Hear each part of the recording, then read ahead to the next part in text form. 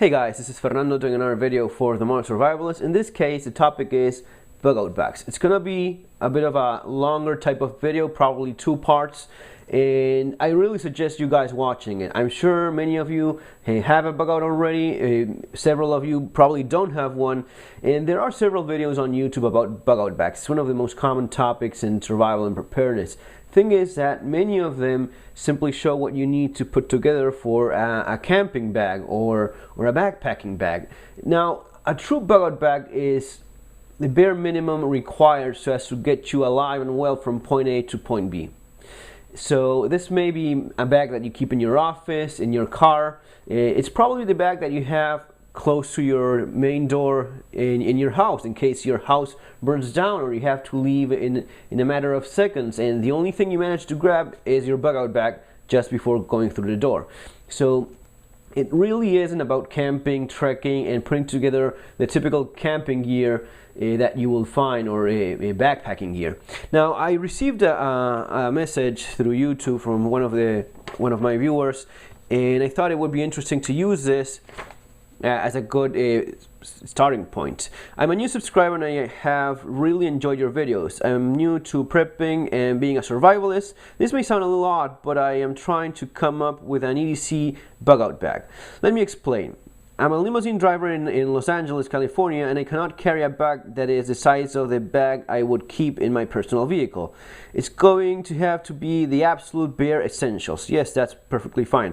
That I could use to get to my personal vehicle, which is parked at my place of employment. Well, here you may not be able to get to your vehicle or place of employment, so this bag should be able to get you to home as well. So if, for instance, a major earthquake happens at LAX airport and I have to walk 20 miles to get to my car, to my full-size bug out bag, what would I need?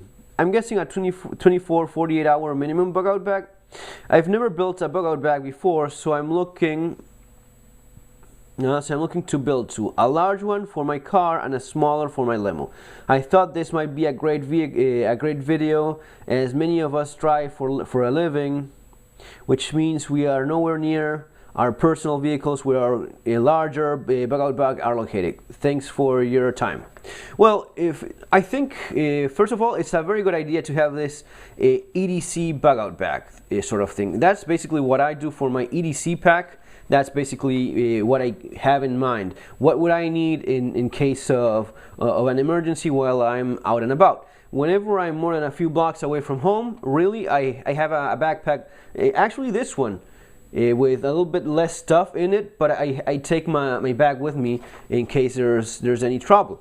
If I'm just a few blocks from home nearby, you know, just with the pocket EDC, you're generally okay, but generally when I'm hopping to the car, I take a bag with me besides the stuff that is already there. So regarding this, check out my must-have EDC video, the top 10 items you should have. Those would basically allow you to go from walking distance from wherever you are back home with little inconveniences. Guys, of course there's gonna be considerations depending on your location and your own personal circumstances. It's not all the same for everyone. A guy in California will not have the same needs as someone in Alaska, basically because of the environment you're in. There's also personal considerations regarding your lifestyle, who you are, your abilities or disabilities, maybe, if you have any of those to consider and take into account. So it's gonna be different for everyone. This bag that I put together here would be an example of a typical bug out bag for a guy, maybe being 20, 30, 40, even 50 miles away from home. He has to walk back home in moderate weather conditions, not extreme cold weather conditions. That will require a different setup. But again, as I said before, it is not about camping. It's not about putting a sleeping bag, a tent, about putting 5-6 different pots, a stove, and God knows how much food in it. It's about being able to walk from wherever you are back home or back to a secure location. Now, before I even start talking about anything else, notice this is a typical backpack that a student may be carrying. There's not a military theme to it. It's not camouflage, digicam, doesn't have MOLLE all over the place. Right. The reason for that is, at least to me, whenever I see those kind of backpacks, it immediately attracts my attention. I don't know why it is, but it always happens. They just look that way. They attract your eye, and your eye just goes directly to it. A black typical backpack like this, I would even darken out these logos here. I don't need any of that. So keep that in mind. A solid, well-constructed backpack that does not attract attention. That doesn't mean that you may not carry a weapon, which would be top of my list, where and when legal to do so. Having a firearm. I don't need a rifle to walk back home, just a handgun that is going to be well concealed, and a few extra magazines for spare ammunition in case you have a concealed carry license and you already have your weapon on you, just like your cell phone every single day. But those are going to be considerations depending on your own personal circumstances. My friend driving the limo here in LA, he's probably wearing a suit or something that's not that comfortable, so a spare change of clothes would be very important, especially a good pair of shoes. These are light, I would consider them light trekking shoes, not that heavy, very light actually. Made by Columbia. These are good shoes. This is the kind of thing you want to put on if you have to walk back home. You want to be walking back home 20, 30, 40 miles with your dressing shoes. You know, those are awful. Your feet are going to be suffering it very fast. Also, keep in mind, put yourself in the circumstances. It's a disaster. It's an emergency. There's probably debris, pieces of infrastructure all over the place after an earthquake. God knows what. You have to walk through collapsed buildings so as to get back to your location. You know, it is just walking alone is going to be challenging enough. If you add a number of possibilities, making it even more so difficult, then you definitely need shoes like these. If you wear dressing shoes and suit shoes on your daily basis, you may even, as I said, have a good spare set of clothes so as to change into something more adequate for those needs. All right, right away you see that on the outside. Whoa, sorry. We have a bottle of water. Water is gonna be the most precious, one of the most precious items you will have. You know, what is exactly the most needed piece of equipment, of gear? It's going to be dictated by those particular circumstances. But I assure you one thing, and that is that you will need water. You always need water. 3 hours go by and you don't do anything. Even sitting down in the office, after 3 hours you feel a little bit thirsty. When you start walking, that's even more so. And if you start walking in a hurry, nervous, stressed after a disaster, you will want water. You will need water. You cannot just keep walking miles and miles without drinking water.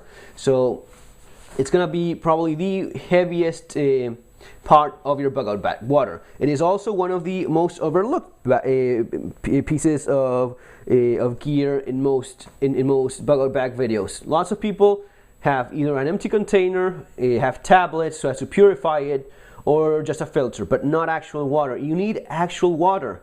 How much of it? 1 liter. That's what I would have in my everyday carry bag as it is. You know, a bottle of water, 1 liter if I'm feeling thirsty, if one of my kids feels thirsty, if I need water for cleaning a wound or something like that, cleaning up your eyes or anything at all. Yes, absolutely. Check the top 10 EDC items video. That's explaining a little bit more about water. Big fan of water. But why is it? Because I see it not addressed properly in so many cases. If you have the filter, the tablets, well, that means that you first have to find water. Now, in a city that suffered an incident, a disaster, where is it exactly that you're going to be finding nice enough water to just throw a tablet in it? Guys, again, that's the problem of thinking of this as camping. When you're camping, when you're backpacking, you find a nice stream of water, you put some of it in your bottle and you throw that little tablet just in case the crystal clear water you're already drinking happens to have some nasty bug in it. That's not the case, especially not in a city struck by a disaster where everything is complete madness. How much water? I would not go for less than 4 liters of water myself. I'm keeping one 1 liter bottle here on the outside. This is the Berkey Sport bottle. and I suggest getting it from Jeff, the Berkey guy at Directed 21. He's a very good friend of mine. He's an extremely nice guy. I appreciate Jeff a lot, so consider him. And he's definitely the guy to go for in terms of Berkey products. He's all over the place. Anyone that's into this a little bit knows about Jeff from the Berkey guy. The nice thing about this is that it includes a Berkey filter in there. All right, so I already have water in it. You can just drink this up. Now, if you happen to need to go beyond the 4 liters that you have in the rest of the pack, you already have your filtration system in the bottle itself. You just collect water and you start drinking it. If that water is very nasty, you know, just throwing a tablet in it, it's not going to be making it any more clean than it already is. It's probably going to be full of debris, toxins, whatever. This is going to be helping you out in those conditions. All right. Trying to keep this as short as possible, but again, it's going to be a longer video, but very thorough and very to the point. So check part 2 of this video, guys. Take care. See you in our next video right away.